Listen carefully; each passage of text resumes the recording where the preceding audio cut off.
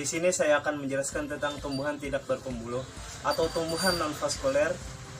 Adalah tumbuhan yang tidak memiliki sistem pengangkut yang terdiri dari pembuluh kayu dan pembuluh tapis.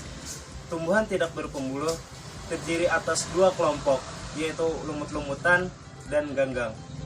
Contoh tumbuh-tumbuhan lumut-lumutan adalah lumut daun dan lumut hati dan lumut tanduk.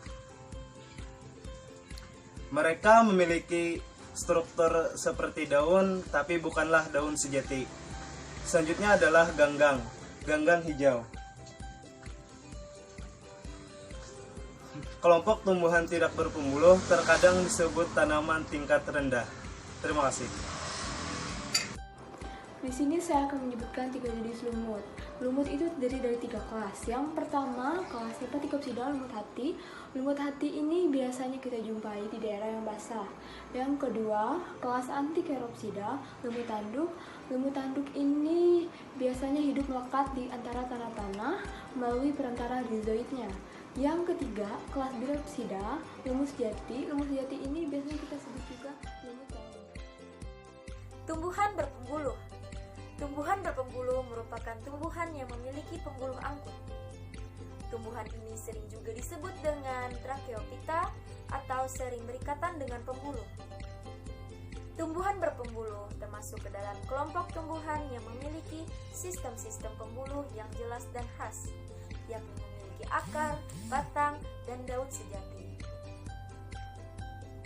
Tumbuhan berpembuluh sering juga dikatakan lebih kompleks dibandingkan dengan tumbuhan yang tidak berpembuluh. Tumbuhan berpembuluh diklasifikasikan menjadi 2. Yang pertama ada tumbuhan tidak berbiji atau tumbuhan paku, dan yang kedua ada tumbuhan yang berbiji. Tumbuhan paku adalah satu divisio tumbuhan yang memiliki sistem pembuluh sejati yang tidak menghasilkan biji untuk hasil reproduksinya.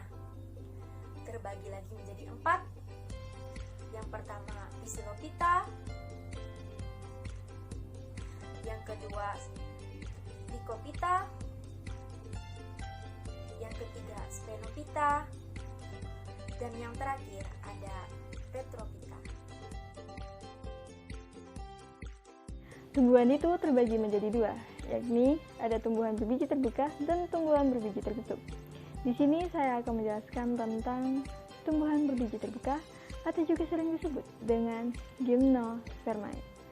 Merupakan kelompok tumbuhan berbiji yang mana bijinya tidak terdapat di dalam bakal buah. Bijinya tersebut terekspos langsung atau juga bisa terdapat di antara daun-daun Strobilus atau Runjum. Tumbuhan berbiji terbuka ini terbagi menjadi 4 kelas. Yang pertama ada Cicadophyta, merupakan tumbuhan yang dapat hidup di daerah tropis dan subtropis. Contohnya adalah Pakis haji. Yang kedua ada Gingophyta, memiliki batang tinggi, daun berbentuk kipas, dan tangkai daun panjang. Contohnya ada Ginkgo biloba, merupakan satu-satunya spesies. Yang ketiga ada Pinophyta, memiliki biji konifernya berkembang dalam runjung. Contohnya adalah Pinus. Yang keempat ada Genetophyta, memiliki batang berkayu dan bunga berkelamin tunggal, berupa perdu, diana, atau tumbuhan pemanjat, dan pohon. Contohnya adalah melinjo. Tumbuhan berbiji tertutup berasal dari kata angio yang berarti bunga dan spermae yang berarti tumbuhan berbiji. Jadi, angiosper adalah tumbuhan berbiji yang tertutup. Mengapa disebut tumbuhan berbiji tertutup? Karena bijinya selalu diselubungi oleh suatu badan yang berasal dari daun-daun buah yang disebut dengan bekal buah. Angiospermae terdiri dari 2 divisi, yaitu monokotil dan dikotil. Tumbuhan dikotil dan monokotil dibedakan atas beberapa hal, yaitu struktur biji, struktur buah, distribusi berkas pembuluh pada batang, dan struktur akar. Monokotil atau disebut juga tumbuhan berkeping biji tunggal adalah salah satu dari 2 kelompok besar tumbuhan berbunga yang bijinya tidak membelah karena hanya memiliki 1 daun. Kelompok ini diakui sebagai takson dalam berbagai sistem klasifikasi tumbuhan dan mendapat berbagai nama seperti Monocotyledinae, Liliophysidae, dan Lilidae. Kelompok ini mencakup berbagai tumbuhan paling berguna dalam kehidupan manusia, sebagai sumber pangan, sebagai energi nabati, sebagai bahan baku industri, perumahan, dekorasi, pakaian, media, penulisan, cat pewarna, serta sebagainya. Ciri-ciri tumbuhan monokotil yaitu bentuk akarnya memiliki sistem akar serabut, bentuk sumsum atau pola tulang daun melengkung atau sejajar. Tudung akar, ada tudung akar atau kaliptra, jumlah keping biji atau kotilidon, satu buah keping biji saja. Kandungan akar dan batang tidak terdapat kambium. Jumlah kelopak bunga umumnya ada kelipatan 3, pelindung akar dan batang lembaga ditemukan batang lembaga koliopotil atau akar lembaga. Pertumbuhan akar dan batang tidak bisa tumbuh berkembang menjadi membesar.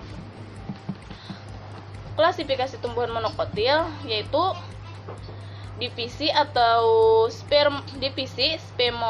spermatofota, subdivisi Angiospermae, kelas Monocotyledonae, ordo Phoales, famili Poaceae, spesies Orgesativia atau padi, Diemais jagung, Triticum sativicum gandum, Andropogon nardus serai, Serhaum officium tebu, Decrolus asper bumbu betung, Gigantium apus bumbu apus, Emperatis clinderis alang-alang.